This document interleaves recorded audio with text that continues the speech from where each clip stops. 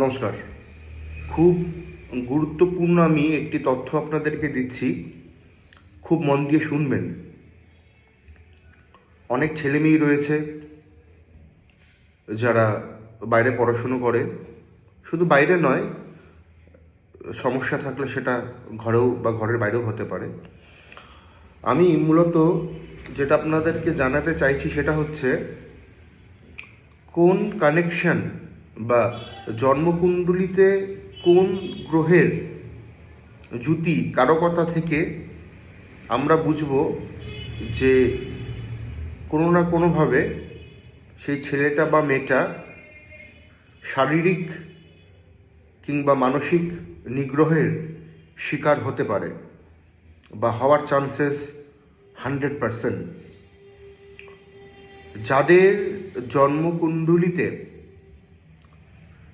অশুভ লগ্নের সাপেক্ষে, সব লগ্নের ক্ষেত্রে নয় যেটা আমি বলবো, অশুভ লগ্নের সাপেক্ষে যাদের জন্মকুণ্ডলিতে দ্বিতীয় ভাব বা অষ্টম ভাব বা দ্বাদশ ভাবের ওপরে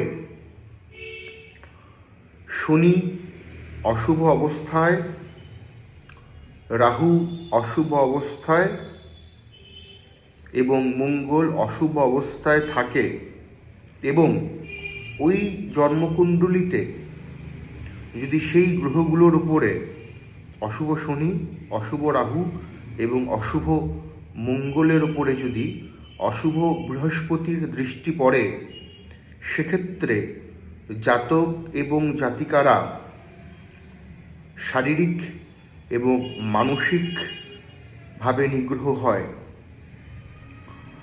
এবং সেক্ষেত্রে সেই জাতক বা জাতিকার ওই যে তিনটে গ্রহ বললাম, অশুভ শনি, অশুভ রাহু কিংবা অশুভ মঙ্গল, তাদের দশা বা অন্তর্দশায় সেই গ্রহগুলো যদি থাকে, তার মধ্যে যে কোনো একটি, তাহলে কিন্তু সেই নেগেটিভিটির তীব্রতা আরও জোরালো হয়।